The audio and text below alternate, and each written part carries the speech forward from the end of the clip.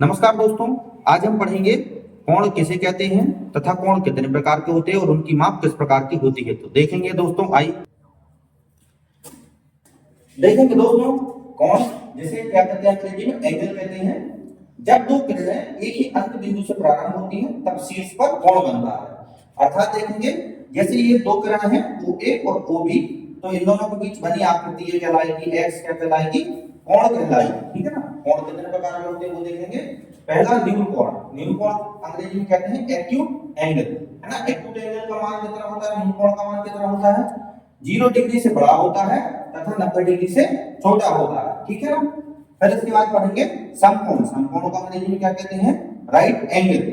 Right angle मतलब कि इसका मान कितना होगा, 90 डिग्री होगा। एक्यूरेट 90 डिग्री का मान कहलाता है समकोण का। ठीक है। समकोण का साइन होता है इस प्रकार का, अगर इस प्रकार का साइन बना है तो वह कोण कितना होगा, समकोण ही होगा। इसके बाद अगला पढ़ेंगे अधिक कोण। अधिक कोण को अंग्रेजी में कहते हैं ऑब्ट्यूज एंगल। ऑब्ट्यूज एंगल का मान होता है 90 डिग्री से ज्यादा तथा 180 डिग्री से कम। ऐसे सभी कोण जिनका मान 90 डिग्री से ज्यादा हो तथा 180 डिग्री से कम होता है वे सभी अधिक कोण कहलाते हैं। देख सकते हैं आप चित्र में, है ना। इसके बाद पढ़ेंगे ऋजु कोण अथवा सरल कोण।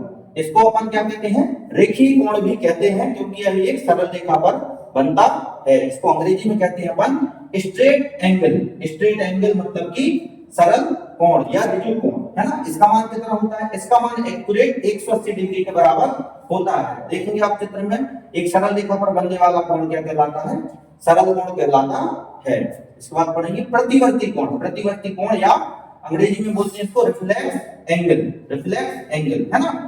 इसका मान कितना होता है, इसका मान होता है 180 डिग्री से ज्यादा तथा 360 डिग्री से कम। ऐसे सभी कोण जिनका मान 180 डिग्री से ज्यादा है तथा 360 डिग्री से कम है, ये सभी कोण क्या कहलाते हैं, प्रतिवर्ती कोण कहलाते हैं। इसके बाद पढ़ेंगे हम पूरा कोण।